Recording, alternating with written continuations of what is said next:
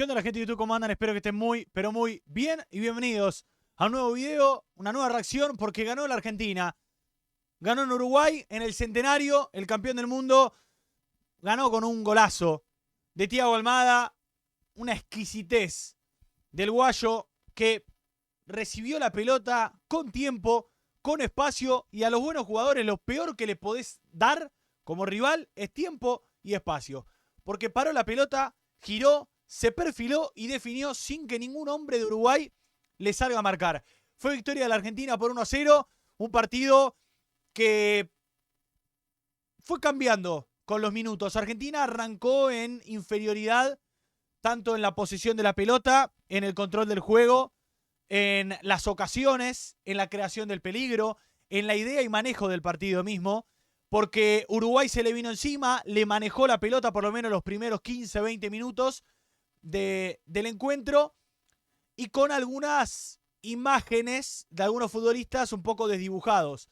Un arranque flojo de Nahuel Molina, poca participación de Enzo Fernández, un Alexis McAllister impreciso, con algunos errores en posición defensiva, con un Julián Álvarez importante a la hora de retroceder, de dar una mano, de colaborar, incluso lo propio también por el lado de Giuliano Simeone, que daba una mano en esa subida de los laterales, haciendo la cobertura y acompañando a Nahuel Molina en el 2-1 que le hacían por el sector derecho de la defensa argentina, y con Thiago Almada también muy participativo cuando se cerraba, jugando casi como un enganche un poco más adelante de Enzo Fernández y de Alexis McAllister, cuando la Argentina tenía la pelota, con roles importantes de estos dos futbolistas.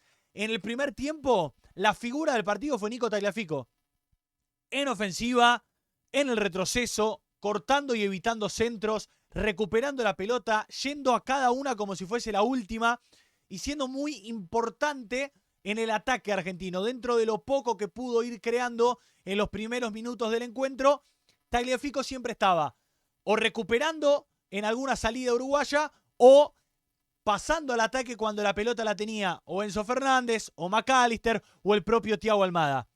Después, con el pasar de los minutos, empieza a recuperar esa imagen y a entrar en partido Alexis McAllister, protagonista, con buenos pases filtrados, con esa claridad y visión de juego que estamos acostumbrados a verle al delantero del Liverpool, al mediocampista, perdón, del Liverpool, y con una participación mucho más ofensiva de Enzo Fernández, pisando el área, llegando a definir, con alguna situación que pudo crear ahí que por poquito no se le termina dando, y con un crecimiento en el rendimiento de Julián Álvarez, y ni hablar de Thiago Almada, que a medida que fueron pasando los minutos fue cada vez más grande lo del delantero del Olympique de Lyon.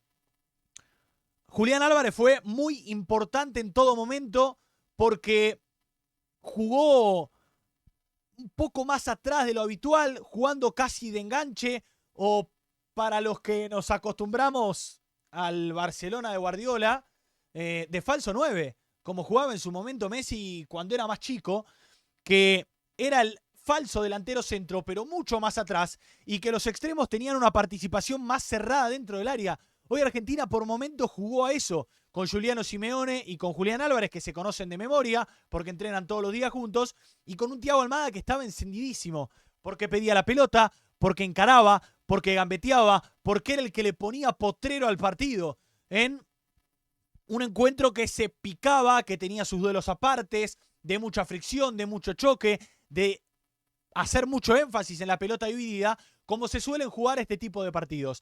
Thiago Almada era el que le aportaba algo distinto, el que se acercaba al medio a recibir y que cuando podía tomarse ese tiempo de girar y encarar para adelante con espacios, tiene ese cambio de ritmo que es muy desequilibrante. Por eso, Thiago Almada fue muy importante en el desarrollo del juego. Una vez que se supera la primera mitad del primer tiempo, Argentina entra a hacer otro partido, con un poco más de tenencia, con una imagen de lucha, de sacrificio, de incomodar al local, algo que no es fácil sobre todo a esta selección uruguaya que juega muy bien al fútbol y que ya la sufriste en el partido de ida en la Bombonera, que fue victoria para la Celeste, en un encuentro que Uruguay había incomodado mucho a la Argentina y parecía que el equipo de Scaloni no tenía un plan B para contrarrestar esa incomodidad que los de Marcelo Bielsa estaban imponiendo. En los primeros minutos del encuentro daba la sensación de que podía darse un partido similar a aquel que recién marcaba en la Bombonera. Pero la Argentina encontró ese plan B. El de cambio de roles. Jugá vos, tenés vos la pelota, pero yo te voy a incomodar. Y presionó y comió.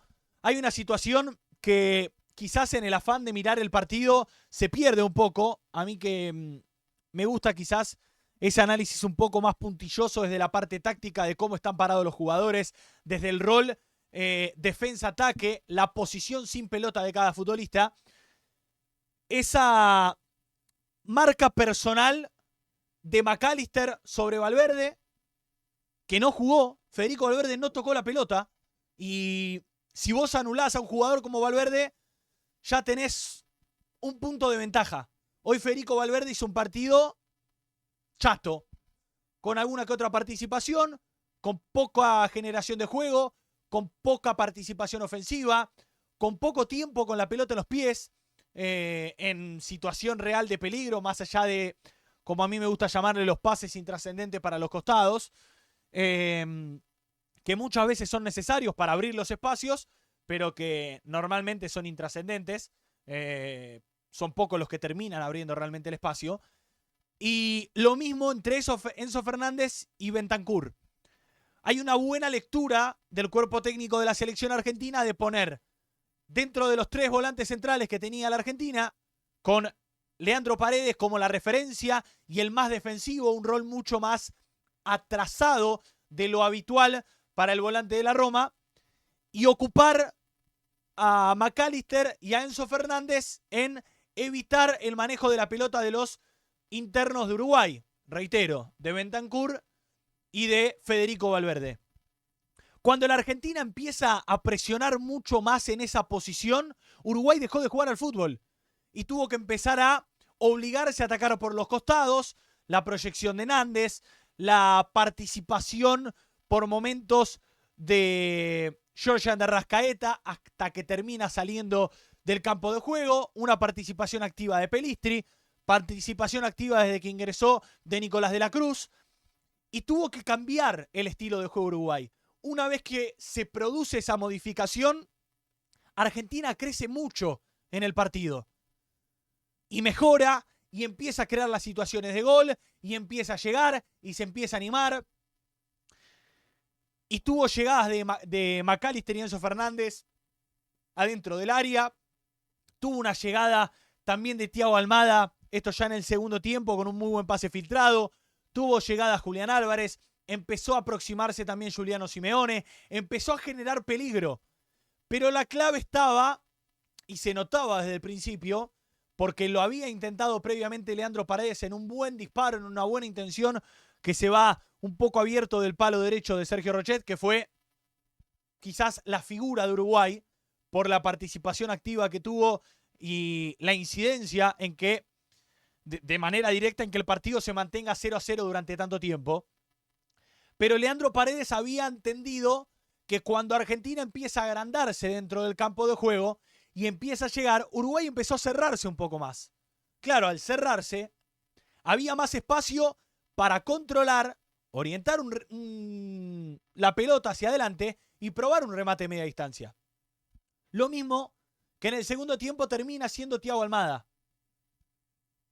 Partido 10 de 10 del futbolista del Fuerte Apache, del campeón del mundo, del campeón de América, ambos en vigencia, y hoy en el fútbol europeo. Entonces, Argentina termina poniéndose bien en ventaja, llevándose un resultado que es justo, que merecía, que con el pasar de los minutos parecía que cada vez más méritos hacía la Argentina para estar ganando el encuentro. y no lo podía lograr. Y uno pensaba que ya pasaba a ser injusto el resultado, pero también se entendía que era un partido o un resultado positivo, si se quería, para la selección. Porque era un estadio difícil, para mí, ante la mejor selección a la que podés enfrentar en esta doble fecha FIFA de Uruguay y Brasil, que son dos partidos siempre chivos y aparte, quizá el que más preocupación me generaba desde el juego, desde las intenciones, desde lo que tiene, desde el plantel, del funcionamiento, el rendimiento, era Uruguay, no Brasil. Además del contexto de jugar en el Centenario, de jugar en Uruguay, el otro partido es en el Monumental. Entonces, quizá el que más preocupación me generaba sí era Uruguay. Un empate en el Centenario no era un mal resultado, la verdad. Después, por cómo se fue dando el partido, te daba la sensación de que sería injusto que la Argentina empate, porque era un claro merecedor de los 3 puntos. Y con justicia termina encontrándose con el gol. Después fue creciendo mucho, los cambios entraron bien, dentro de lo que se puede analizar y juzgar por los minutos, porque Valerdi y Correa poco se puede decir. La lectura de los cambios está bien, porque ya Leandro Paredes estaba con cierto cansancio, producto de un partido muy desgastante que le tocó hacer. Uruguay había pasado a jugar con el doble 9 tras la salida de Darwin Núñez, otro que ni fu ni fa. Un delantero que muchos lo enaltecen, para mí es realmente del montón. No me parece una locura Darwin Núñez, pero son gustos personales. Ahí ya entra mucho la subjetividad un poco más en detalle. Y ya el cambio y el dibujo táctico de Uruguay era otro. Tenía 2 futbolistas de ataque, 3 mediocampistas con otra intención más ofensiva. Estaba jugando De la Cruz mucho más centrado. Entonces ya era otro el dibujo del equipo de Bielsa. Entonces la posición para poner 3 defensores centrales con los laterales era correcta. El ingreso de Correa para darle un descanso y otra característica a la posición ofensiva de la selección, y el descanso obviamente a Thiago Almada. El ingreso de Nico González por Giuliano Simeone es acertado, porque en el momento en el que Argentina más estaba tiroteando y necesitaba de esos corredores, era bueno refrescar piernas y probar con otro tren bala como Nico González, que después, bueno, en una jugada poco afortunada, termina viendo la roja, bien expulsado, porque si bien no lo ve a Naita Hernández, es una patada directa en la boca al ex mediocampista de Boca. Entonces, está bien expulsado. Y el ingreso de Ezequiel Palacios, correcto, con buen manejo de pelota, no ni desentonó ni hizo la diferencia. Fue un cambio ficha por ficha, pieza por pieza, que es lógico. En ese sentido, me pareció muy positivo lo de la Argentina, me gustó el partido, y ya ahora queda con un pie y 3/4 adentro del Mundial, desde la parte matemática. Deberá esperar a cómo sea el resultado ante Brasil, ya con una victoria en el Monumental el próximo lunes. Ya estará clasificado, así que en ese sentido simplemente queda hacer lo que toca. Repito, Brasil no es ningún cuco. Brasil no es esa selección que siempre generó ese miedo de enfrentar. La verdad que hoy Brasil es un rival futbolísticamente hablando accesible, pero que no deja de ser Brasil y que hay que jugar el partido con el respeto que una selección 5 veces campeona del mundo se merece. Repito, el partido difícil o el más complicado de esta doble fecha era este. Se pasó de visitante, se ganó, se jugó bien, fue una victoria merecida. A dar vuelta a la página y a preparar ahora el partido ante Brasil. Sin Lautaro Martínez, sin Lionel Messi, por el lado argentino, que son 2 bajas que se sienten, que hoy Argentina quizás no la sufrió desde lo futbolístico, si bien es raro decir que no se sufre la ausencia de Messi, pero no se sufrió en el sentido de que Argentina no pudo generar juego porque no estuvo Messi, sino que encontró la posibilidad en el sacrificio y las características de juego de Giuliano Simeone y ese talento natural de Thiago Almada, pudo contrarrestar la falta de Lionel Messi y la falta de Nico González en algunos partidos, que para mí es el reemplazante natural e idóneo de Ángel Di María, por característica, por estilo de juego, por lo que le puede aportar al equipo.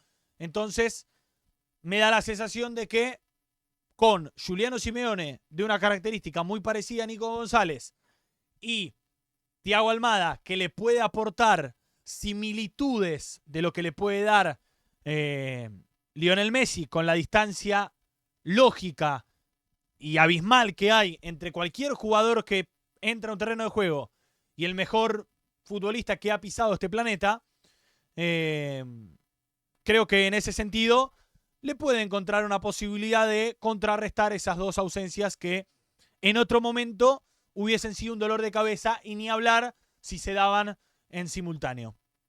Dicho esto, quiero leerlos a ustedes en los comentarios, quiero saber qué opinan, cómo vieron el encuentro, qué les pareció, quién fue para ustedes la figura. Yo, por balance general, me quedo con Thiago Almada, más allá del gol. Julián Álvarez también está en el podio, y el tercero está dividido porque, bueno, después Tagliafico fue bajando un poco por cómo se dio el partido, no por el rendimiento de él, porque Uruguay quizá dejó de atacar. Creció mucho Leandro Paredes, que hizo un partido muy bueno durante todo el tiempo. Quizá el tercero me cuesta un poco encontrarlo, pero en el puesto número 1 me quedo sin dudas con Thiago Almada, que fue el autor del gol, el que le dio la victoria y el que mejor jugó en los 86 minutos que estuvo dentro del terreno de juego. Dejen su me gusta, suscríbanse. Los invito a que me sigan en las redes sociales que están acá en la pantalla, o si no en la descripción. Y por debajo tienen un mail de contacto, porque si tenés un negocio, un local, un servicio, un emprendimiento, una marca, lo que sea, y te gustaría auspiciar este canal, el contenido, y en todas las redes sociales, te invito a que te pongas en contacto conmigo, como hace Gustavo Leguizamón, que es gasista matriculado, que repara y coloca termotanques eléctricos y a gas, y que es una persona de confianza a quienes les recomiendo si necesitan hacer algún trabajo de esos que siempre se necesita alguien de confianza, siempre se necesita alguien con buenas referencias, porque son rubros muy importantes y que no todos saben hacer. Bueno, tienen su mail de contacto en la descripción y los datos también en el flyer que apareció hace algunos minutos. Sin mucho más, dejen su me gusta, suscríbanse y nos reencontramos en el próximo video, en la próxima reacción. Gracias y hasta la próxima.